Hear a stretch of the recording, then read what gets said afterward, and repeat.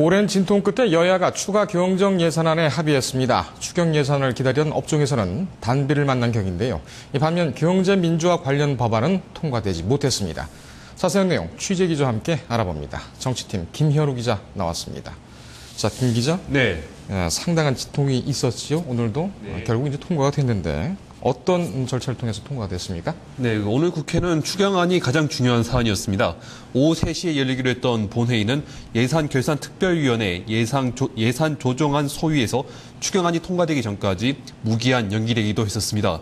오전까지 민주당은 대전 과학비즈니스벨트 부진 매입비 전액 700억 원을 국고로 지원하는 것을 추경안에 넣을 것을 요구하면서 예결위는 파행됐었습니다.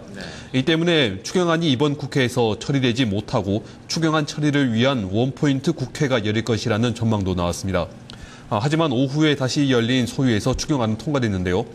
민주당은 과학벨트 부지 매입에 300억 원을 정부가 지원하는 선에서 타협했습니다. 새누리당의 반대가 강경하고 추경안 처리 지원에 대한 여론 악화가 부담됐기 때문으로 보입니다. 추경 총액은 세입 보존용 12조 원, 세출 증액 5조 3천억 원으로 정부가 편성한 규모를 반영했습니다. 대신 세부 내용에서 정부 편성 사업에서 5천억 원을 줄이고 상임위에서 제시한 증액분을 반영했습니다. 총 한 17조 원 정도 되는 그런 규모군요.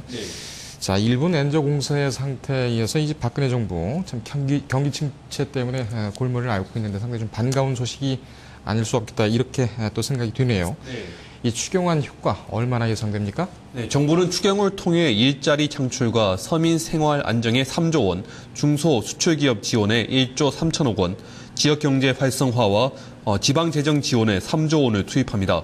이를 통해 공공부문 채용 확대, 창업자금 지원, 주택 구입, 전세자금 융자 지원, 전세 임대주택 추가 공급 등이 이루어집니다.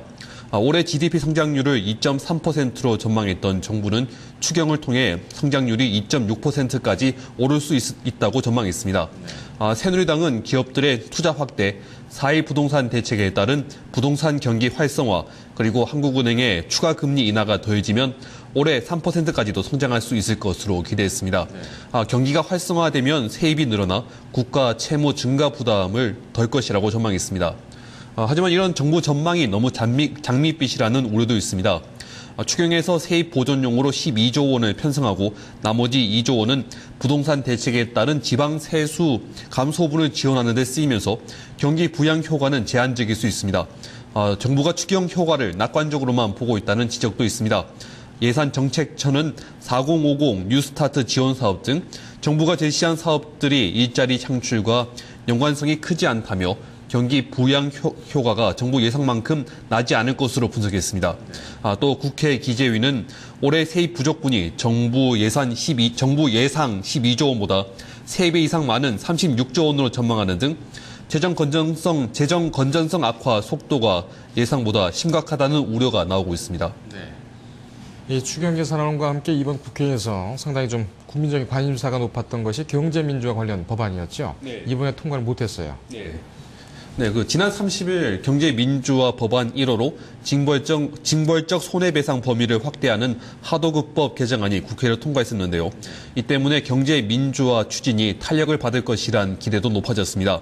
하지만 프랜차이즈법, 공정위, 전속고발권 폐지법 등 다른 경제민주화 법안들은 여야가 이번 국회에서 처리하지 않기로 합의했습니다. 이에 따라 경제민주화 추진이 속도 조절에 들어가거나 흐지부지될 것이란 우려도 커지고 있습니다. 박근혜 대통령이 국회에서 추진 중인 경제민주화 법안들에 대해 부정적인 입장을 밝히면서 불거진 경제민주화 속도 조절론은 대기업 등 경제계가 본격적으로 경제민주화를 반대하고 새누리당이 이에 동조하면서 힘을 받고 있습니다. 실제로 오늘 국회 본회의에 상정될 예정인 유해화학물질 처리법 개정안의 경우 규제 내용이 대폭 축소됐습니다. 상임위가 올린 원안에서는 유해물 노출 사고가 발생했을 때 매출의 10%까지 벌금을 물리도록 했었는데요. 하지만 경제계가 기업 활동에 지장을 준다고 반대하면서 법사위는 해당 사업장 매출의 5% 이하로 벌금을 대폭 줄였습니다. 6월 국회가 열리기 전까지 경제계와 정치권에서 나머지 경제민주화 법안의 발목을 잡으려는 시도는 더욱 거세질 것으로 예상됩니다. 프랜차이즈 법이나 공정위 전속 고발권 같은 경우는 상당히 좀 서민생활과 중소기업들 여기 상당히 좀 밀접한 그런 법안인데요. 이번 기회에 통과되지 못했습니다. 경제가 본격적으로 경제 민주화를 반대하고 새누리당이 이에 동조를 하고 있다. 이 추가 경정 예산이 제대로 쓰일지 그리고 다음 회기에 이 경제 민주화 관련 법안이 통과될지 이게 또 관전 포인트가 되겠네요. 네. 예, 김 기자 오늘 잘 들었습니다. 네, 감사합니다.